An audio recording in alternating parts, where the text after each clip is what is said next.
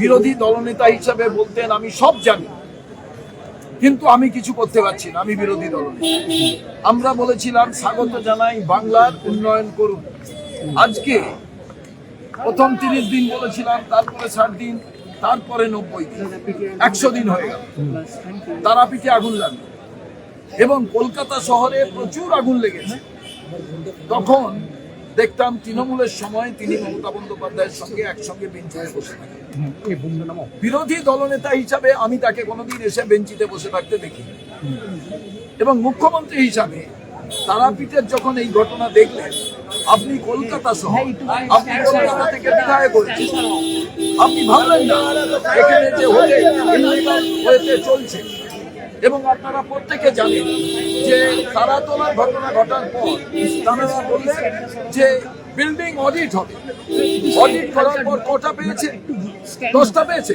পাইনি, 2টো পেয়েছে মাত্র। আপনি ভাবুন, তাহলে এখানে রেসিডেন্সিয়াল কমপ্লেক্স কিংবা রেসিডেন্সিয়াল এরিয়াতে হোটেল চালাচ্ছে, তাহলে কি করছিলেন? তিনি বোর্ডকে ভেঙে দিলেন বা কলকাতা পৌরসভার মেয়র থেকে বাকিরা পালিয়ে গেলেন। এইবার চালাবে কে? একা অগ্নিমিত্রা মহাশয় চালিয়ে যাবেন। এবং সেখানে যে কমিশনার নিয়োগ করলেন, স্পেশাল অফিসার নিয়োগ করলেন, কি হচ্ছে? এই যে 9 জন প্রাণ চলে গেল, তার কৈফিয়ত কে দেবে?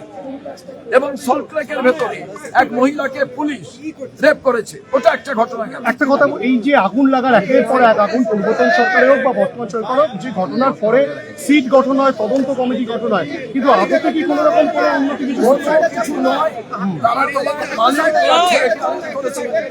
কয়েকজনকে অ্যারেস্ট হবে, চুপ হয়ে যাবে। আমি তো ইললিগাল কনস্ট্রাকশন ভাঙার কথা শুনেছিলাম, শুরু হয়েছিল নতুন সরকার। কি হলো? ইললিগাল কনস্ট্রাকশনের নামে গরিব কিছু লোকের বাড়ি ভেঙে দেওয়া হলো, যারা বড় বড় একেবারে মানির ম্যান ইনফ্লুয়েন্সার, তারা কি করলেন? তারা যারা ইললিগাল বড় বড় তারা সরকারের সঙ্গে আপনাদের তরফ থেকে কাকে দায়ী করবেন? আমি মনে করি চিফ মিনিস্টার, আপনি তো বাংলায় সব জানেন, আগে মন্ত্রী ছিলেন তৃণমূলের আমলে, আপনি কেন বলবেন না? কেন আজকে ব্যবস্থা নেবেন না? আপনি সরকার তৈরি করার পর আমরা দেখছি এক এক করে পুলিশ ডিপার্টমেন্ট আপনার বাংলার মাটিতে খুন হচ্ছে, বাংলার মাটিতে ছাত্রের বাবাকে মেরে ফেলা হচ্ছে, বাংলার মাটিতে রেপ হচ্ছে, সল্টলেকের ভেতরে মহিলা বাচ্চা মেয়ে রেপ হয়ে তাকে মেরে ফেলা হচ্ছে। আজকে 17 জনের মতো 18 আমাকে বলুন, এখানে কার কি পানিশমেন্ট হবে? এই যে ইললিগাল চালানো হচ্ছে, যা যা ঘটছে, সেগুলো কেন ব্যবস্থা নিচ্ছেন না? এর জন্য দায়ী কে? কালকে কমিশন তৈরি হবে, সিট তৈরি হবে। আমরা ইমিডিয়েটলি, এ তো শুনছি বাংলাদেশের নাগরিক যারা, তারা এখানে যারা চিকিৎসা করতে আসেন বা কোনোভাবে তারা এখানে ছিলেন, সম্পূর্ণভাবে আমরা এখনো জানতে পারিনি। কিন্তু এই যে এলাকা জুড়ে আপনি বিল্ডিং, তাহলে কি অডিট হলো? কি চাইছেন এখন? কি চাইছেন? আমরা চাইছি যে বিচার বিভাগীয় তদন্ত হোক। একজন সিটিং জাজ, একজন নয় 3 জন সিটিং জাজকে দিয়ে এই টোটাল এনকোয়ারি করানো হোক। এবং মুখ্যমন্ত্রীকে বলছি, আপনারা পাচ্ছেন না, 3 মাসে কিছু করতে পারবেন। কলকাতায় জল জমে যাচ্ছে, কলকাতায় দেখা যাচ্ছে রাস্তা ভেঙে চুরমার, বলছেন সব মমতা বন্দ্যোপাধ্যায়। সেই জন্য স্মিতা পান্ডের কাছে বিক্ষোভ জানিয়ে আমরা দেখা করতে গেলাম। দেখা আমার মনে হচ্ছে এই সরকার চলছে না। তা না হলে এই সবে সরকার এসেছে, সবার সমর্থন আছে, তারপরেও যদি এইভাবে আগুন লাগে, এইভাবে যদি মানুষ মারা যায়, কোথায় যাবে? তারাপীঠে যা ঘটনা এখন দেখা যাচ্ছে সব ইললিগাল। ভাই ইললিগাল তো আপনাদের ডিপার্টমেন্টকে কি করবে? আপনাদের তো ভাবা উচিত। শুভঙ্কর সরকারের স্পষ্ট বক্তব্য যে এটা তদন্ত করা হোক সঠিকভাবে। দেখি একটু জায়গাটা দেখি।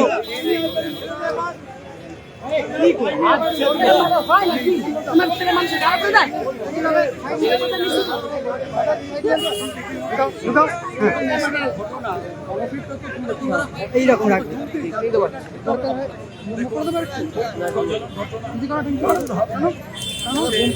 এইরকম একটা incident, হাত পাকা, সরকার তো দেখবে হোটেল বন্ধভাবে চলছে।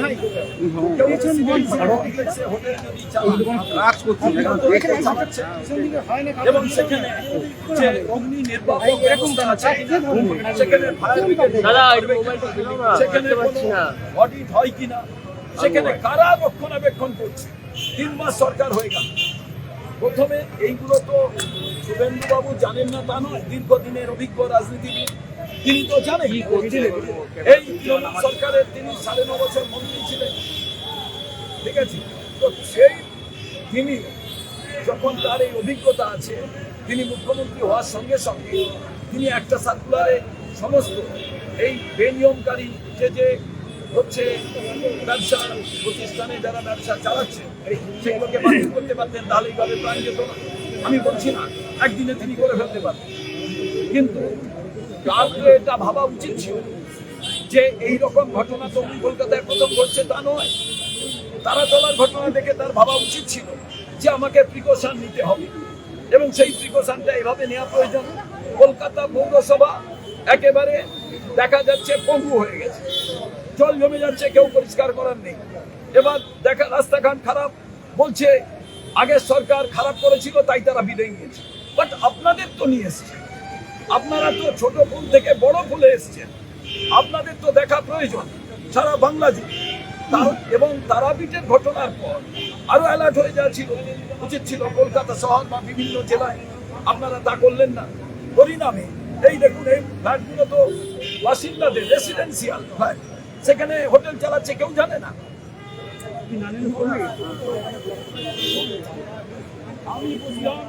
আমি বুঝলাম এসব কি নেই, সরকার কেন এলো?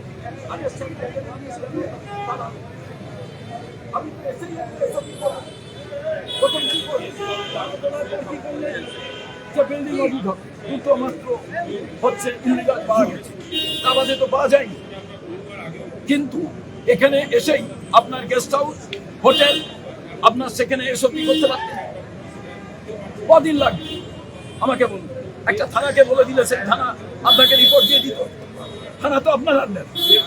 তাহলে এবার প্রশ্ন হচ্ছে যে আপনি সরকার চালাচ্ছেন, ইমিডিয়েটলি যেখান থেকে বড় কোনো কিছু অ্যাক্সিডেন্ট হতে পারে সেই রকম জায়গা আপনাকে প্রিকশন নিতে হবে। আমি রাস্তায় বলছি না, রাস্তায় হলে গাড়ি কাউকে মেরে দিয়েছে আলাদা ধারা, কিন্তু এই যে পদ্ধতি, এই পদ্ধতি বিচার করার দায়িত্ব কার? এই পদ্ধতিতে বিচার করার দায়িত্ব এই নতুন সরকারের। তাহলে উচিত কি ছিল? এই বোর্ডকে কন্টিনিউ করা যেভাবে হোক। এবার যারা নির্বাচিত প্রতিনিধি চুরি করার জন্য তারা ছেড়ে পালিয়েছে, কাউকে বাধ্য করা হয়েছে ছাড়তে, এবং মেয়র চলে গেছে। মেয়র চলে যাওয়ার পর সিদ্ধান্ত গ্রহণের দায়িত্ব ছিল কেমন ভাবে চালাবো। অনেক বেশি স্পেশাল অফিসার নিয়োগ করার দরকার ছিল। আজকে কে মা বাবা আমাকে বলুন, তো সরকারকেই তো বলবে। তো সেই জন্যই আমরা বলছি যে এ যে বিজেপির নতুন সরকার, তারা কি চালাতে পারছেন না? তাদের দ্বারা কি সম্ভব হচ্ছে না? এই যে মৃত্যুর জন্য দায়ী কে? কাকে দায়ী করবেন? এই মৃত্যুর জন্য মমতা বন্দ্যোপাধ্যায়কে দায়ী করবেন? মানুষ তো তাকে, সেই সরকারকে তো বহিষ্কার করে দিয়েছে, সেই সরকারকে তো তারা পরিবর্তন করে দিয়েছে। মানুষ এখন তো আশা করে নতুন সরকারের কাছে। আমরাও তো আশা করি। আমরা কৈফিয়ত চাইবো কার কাছে? আমরা তো কৈফিয়ত চাইবো নতুন সরকারের কাছে। তো নতুন সরকার তার অভিজ্ঞতার মধ্যে দিয়ে, উনি যদি প্রথম চিফ মিনিস্টার হতে, কোনোদিন মন্ত্রী না হতে, তাহলে নাই বোঝা যেত যে ওনার সেই অভিজ্ঞতাকে কাজে লাগিয়ে উনি করতে পারে। আমি অগ্নিমিত্রা পালকে কিছু বলবো। এবার ফায়ার ডিপার্টমেন্ট আছে, তারাও তো তাদের ডিপার্টমেন্টের থেকে যে যত হোটেল চলছে, যত যা কিছু চলছে, সেখানে অগ্নি নির্বাপক ব্যবস্থা আছে কিনা, সেখানে মানুষের সিকিউরিটি ঠিকভাবে দেওয়া যাবে কিনা, নিরাপত্তা ঠিক আছে কিনা, এটা দেখার দায়িত্ব কার? একজন সিনিয়র সাংবাদিক রাজনীতিক আপনার মনে হয় কি কি জায়গাটা দেখেন? এখানে বিপর্যয়, ফায়ার, ইলেকট্রিকারি, এখানে দেখতে পাচ্ছি 17টা আপনার আমার সাজেশন, সরকারে আসার পর আমরা বলেছিলাম পূর্ণাঙ্গ আপনারা সহযোগিতা করুন। যে কোনো সিদ্ধান্তে অল পার্টি মিটিং ডাকে না। আমি বারে বারে চিঠি দিয়ে অল পার্টি মিটিং ডাকানো যায়নি, এই ডিলিমিটেশন করলো। অল পার্টি মিটিং ডাকা দরকার ছিল, ডাকেনি। আগেও মমতা বন্দ্যোপাধ্যায় ডাকেনি SIR এর সময়, উনিও ডাকছেন না, একই পদ্ধতিতে চলছে। আমার প্রশ্ন, উনি একদিনে সবকিছু আশ্চর্য প্রদীপ বানিয়ে দিতে পারবেন না, কিন্তু ওনার চেষ্টা তো সেইভাবে করা প্রয়োজন। শুধু ঢাক পেটালে হবে? নরেন্দ্র মোদী, অমিত শাহ এসে কি করবেন এখানে? এই মানুষগুলো মারা গেল কে? তার জন্য দায়ী ডবল ইঞ্জিন সরকার। তো ভয় আউটের কথা বলেছিল ভরসাহীন, তো ভরসাহীনে 9 জন আর তারাপীঠে 7 জন না 8 জন, এই তো ভরসাহীন। আর 2 জনকে খুন করে দেওয়া হলো নদিয়াতে, বাঁকুড়াতে 1 জন, এবং আর একজন মহিলা আজকে বলছেন তাকে সল্টলেক গেস্ট হাউসের মধ্যে রেপ করেছে একজন পুলিশ। এই তো ভরসা। তাহলে ভয় কোথায় আউট হবে? তো এইগুলো তো আমরা জানতে চাই। গতকাল কলকাতা শহর একেবারে প্রত্যেকদিন একটু বৃষ্টি হলেই ভেসে যাচ্ছে। কি হচ্ছে? নিকাশি ব্যবস্থা কে দেখবে? বলছে আগের সরকার করেছিল। তো সেই কারণে আমার প্রশ্ন, এগুলো করার জন্য অভিজ্ঞতাকে কাজে লাগিয়ে এক্সপার্ট ওপিনিয়ন নিয়ে বিষয়টা করা দরকার। শুধু রাজনীতি, ধর্ম দেখতে গেছে বন্দে মাতরম কে বলেছে না বলেছে। বিজেপির নেতারা বন্দে মাতরম গাইতে পারবে না, এই 9 জনকে বন্দে মাতরম শেখান না।